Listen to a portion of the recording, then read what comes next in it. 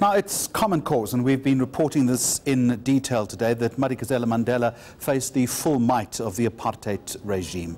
So let's explore her role in the struggle as we go across now to our touchscreen to reporter Michael Marillier.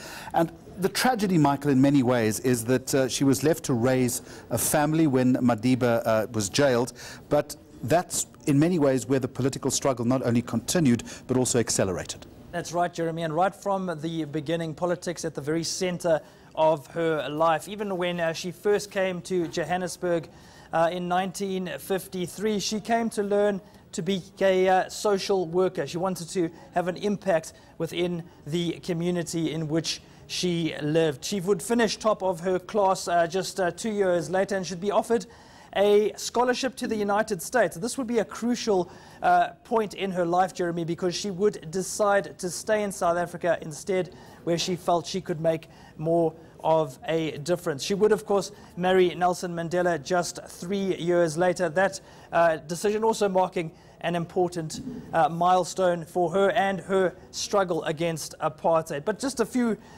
months, Jeremy, after tying the knot, she would be incarcerated for taking part in a women's march here in Johannesburg. That, of course, coming 2 years after that famous march to Pretoria in 1956. Of course, Nelson Mandela would be arrested in 1961, traveling just outside of Howick. More turmoil in the family as Winnie Mandela would be slapped with a banning order by the apartheid government as it ramped up its opposition to Winnie and indeed Nelson Mandela.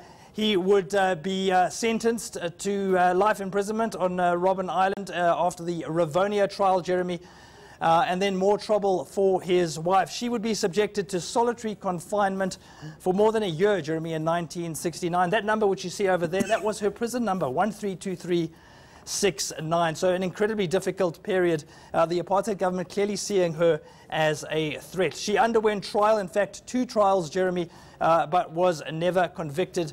And again, another period of incarceration, July 1976. Many historians say she was seen as a scapegoat for the uprising in Soweto, the student uprising of that year. She would spend 8 years, Jeremy, effectively in exile. She was banished to the small town of Brandfort after another police raid, the police deciding that they wanted to limit the role that she could play in her community of Soweto. And then, Jeremy, finally reunited with her husband after playing such a massive role in her own right in the fight against apartheid.